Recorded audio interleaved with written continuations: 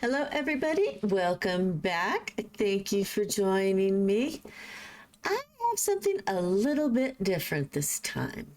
I'm going to be reacting to a video that might just be full of nostalgia.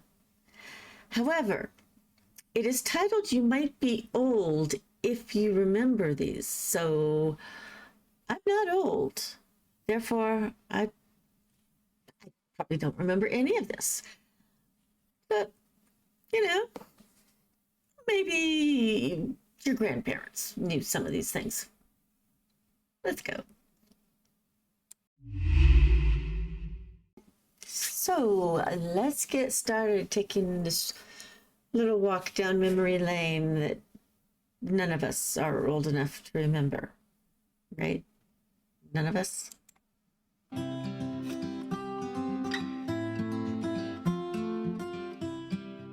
How many phone numbers do you remember by heart? Do you remember your phone numbers by heart? I don't remember all of the phone numbers I've had over my lifetime, but I do remember the very first one. It started with 415 and it ended with 5857. I'm not going to tell you the whole thing because somebody might still have that phone number, and that would not be nice. But yeah, I actually do remember the very first phone number I ever had. And I remember these phones with the dials and I remember this.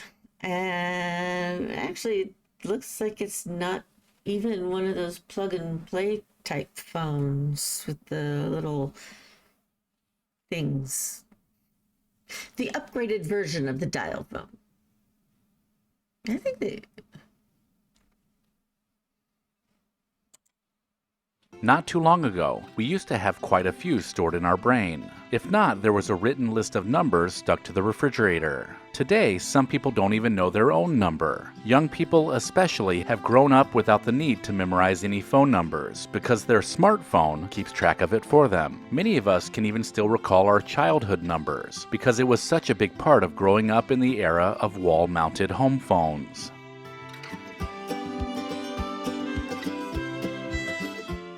Spell check is nearly as old as word processors, and many of us have watched Microsoft and now Google automate spelling things correctly.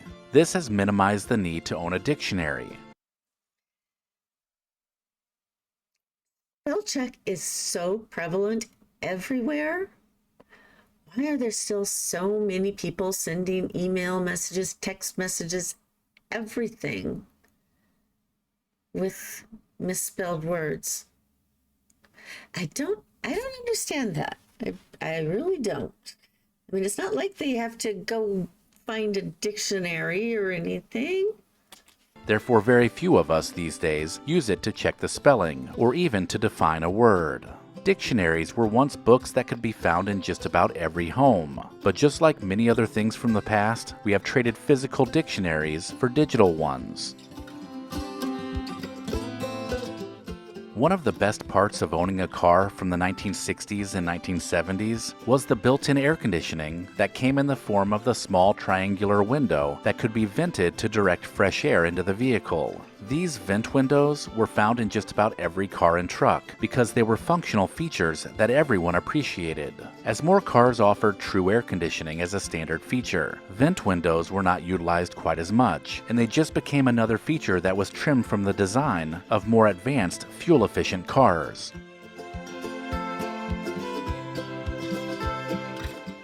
Millions of Americans grew up calling a local telephone number to find out the exact time and temperature. This was before we carried accurate timepieces in the Yes, I do remember all the years having to call time. form of a cell phone, and occasionally you would just need to know what time it was. A recorded voice would inform you of the precise time, and maybe even give you the temperature outside before disconnecting. This allowed you to set your new alarm clock, or even correct the clocks after a power outage. In many areas, this service still exists, and you can still call to find out the time, which is a Really?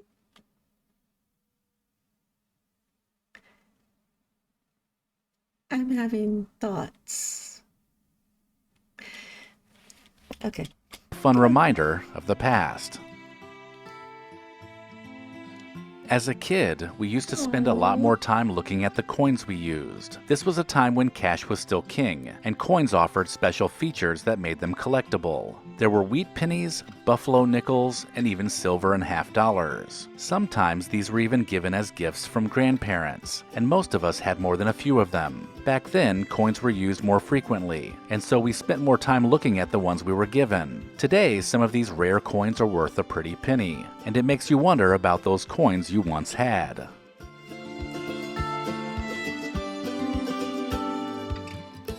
Who remembers these fabric calendars that used to hang in kitchens everywhere? These cloth calendars were made to fit any kitchen decor, plus many of them came with a wooden dowel through the top that made them easy to hang. They were pretty much sold everywhere, so you could pick up the next year's calendar at the local 5 and dime store. These popular calendars were probably the most convenient option for keeping track of the date during the 1970s. Did you happen to grow up reading any of these books?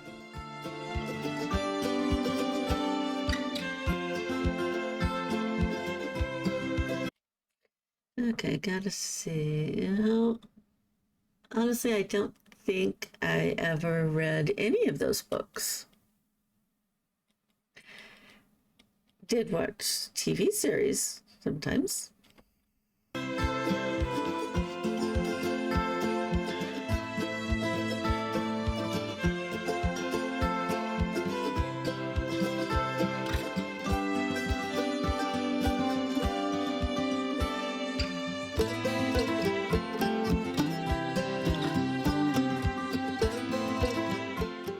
Playing outside was the ultimate way to spend a Saturday just a few decades ago. Not only did we ride our bikes everywhere, but we also played games in the streets. Whether it was a game of football or street hockey, the inevitable car would pass requiring a temporary pause in the game. Everyone would yell "car" and the road would clear so it could pass, and then the game would resume. These small interruptions were just part of playing outside, and it is just another example of how times have changed. Cassette tapes from the late 1970s and 1980s made owning and listening to music easy. Not only did you get your favorite album on tape, but the case also included an insert that included all of the lyrics to each song. How many of you remember checking the words to a song by unfolding the cassette insert? This was Yes, I remember those days. Let's see.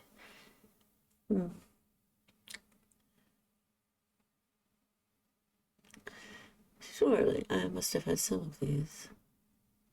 Okay, the Don Henley. I didn't have it on cassette. Did have it or did have it on CD. What else we got? Mm, mm, mm, mm.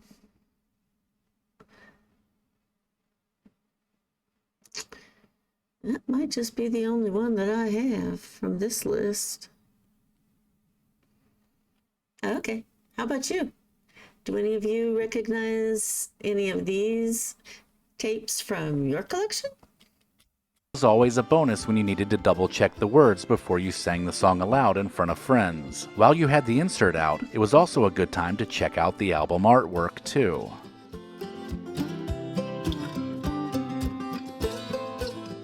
The Three Stooges used to be standard viewing for many young people as they were growing up. Everyone had their favorite, whether it was Moe, Larry, Curly, or even Shemp, but all of them provided lots of laughs with their slapstick shenanigans. The comedians appeared in over 220 films, with most of them being shorts, and these are the ones that we remember seeing on television. The Three Stooges came to an end by 1970, but reruns were big through the 1980s, which saw many young boys imitating the comedy routines made famous by the Three Stooges. If you were a child of the 1960s, then you remember the color coordinating toilet paper that matched the bathroom decor from that era. I actually miss being able to buy colored toilet paper White is so boring. Where's my pink and my green? Seriously. Era. The colors included mostly pastels, with shades of pinks, blues, and greens. At the time, it seemed like a no-brainer to have matching toilet paper, but with health concerns about the effects of dyes on the human body, plus the cost to produce multiple colors, most companies just settled on white. So the days of buying colorful brands of Northern or Scott toilet tissues ended sometime in the early 1980s. Yeah.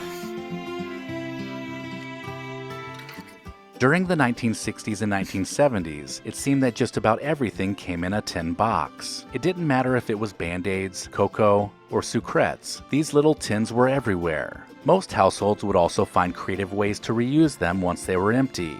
I'm sure if you think back, you can still remember some of the trinkets you would store in them, like bobby pins, buttons, baseball cards, or even nuts and bolts. They had countless uses, and were even collected by some, but by the late 1980s, the metal tins were being phased out and replaced by recyclable cardboard.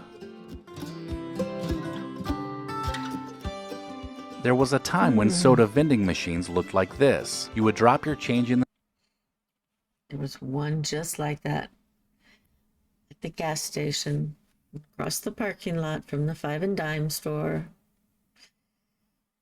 Oh, wait.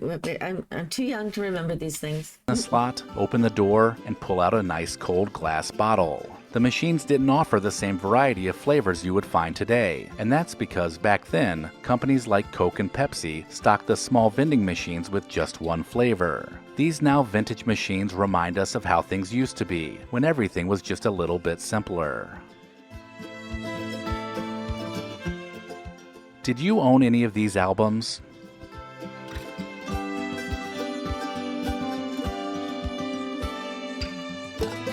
My sister had Pink Floyd.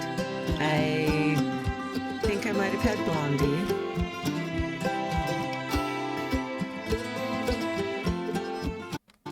For Did not have Bruce Springsteen. Oh my goodness, I remember those pink curlers. me, seeing my sister wake up in the morning wearing these pink foam hair rollers was a common occurrence. Curling your hair seemed to be much more popular decades ago, and these sponge curlers were a go-to. Some girls used heated ones, but these foam ones were much easier and still gave you the curly and bouncy hair you were looking for. If you have recognized any of these things, then you were lucky to have grown up during a very special time. But it also Okay, there are still people who walk around stores with curlers in their hair. There are. I've seen it. Just not so many. In fact, actually, I don't remember seeing that many when I was growing up either. means that you're not as young as you used to be. I'm sure, though, you wouldn't trade these memories for anything. Let me know in the comments if I missed anything, and maybe even consider supporting the channel over on Patreon.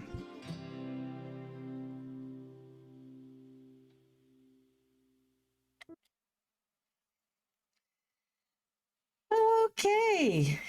I'm not old. I'm not old. I'm not old. I am not old. Those must be, oh, I don't know, memories from a past life, perhaps, because I certainly could not have experienced any of that myself. No. How much of that did you remember?